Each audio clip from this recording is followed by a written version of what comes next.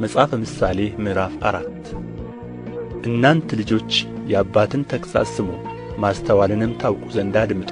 መልካም ትምህርትን እሰጣችኋለሁና ሕጌን አትተዉ። እኔም አባቴን የምሰማ ልጅ ነበርሁና በእናቴም ዘንድ እወደድ ነበር። ያስተምረኝም ነበር፣ እንዲህም ይለኝ ነበር፣ ልብህ ቃሌን ይቀበል፣ ትእዛዜን ጠብቅ፣ በሕይወትም ትኖራለህ። ጥበብን አግኝ፣ ማስተዋልን አግኝ፣ አትርሳም። ከአፌም ቃል ፈቀቅ አትበል፣ አትተዋት። ትደግፍህማለች፣ ውደዳት፣ ትጠብቅህማለች። ጥበብ ዓይነተኛ ነገር ናትና ጥበብን አግኝ። ከሀብትህም ሁሉ ማስተዋልን አትርፍ። ከፍ ከፍ አድርጋት፣ እርሷም ከፍ ከፍ ታደርግሃለች። ብታቅፋትም ታከብርሃለች። ለራስህ የሞገስ አክሊልን ትሰጥሃለች፣ የተዋበ ዘውድንም ታበረክትሃለች። ልጄ ሆይ ስማ፣ ንግግሬንም ተቀበል፣ የሕይወትህም ዘመን ትበዛልሃለች። የጥበብን መንገድ አስተማርሁህ፣ በቀናች ጎዳና መራሁህ።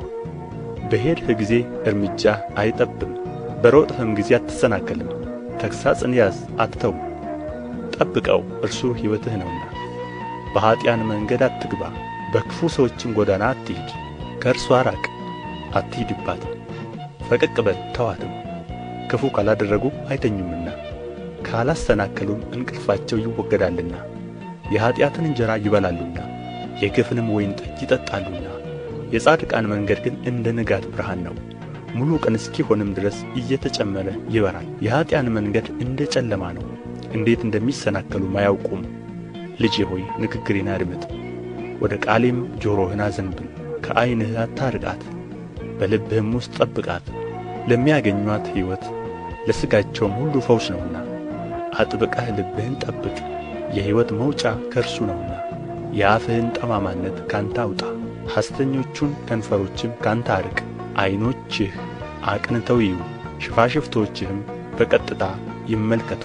የእግርህን መንገድ አቅና፣ አካሄድህም ሁሉ ይጽና። ወደ ቀኝም ወደ ግራም አትበል፣ እግርህንም ከክፉ መልስ።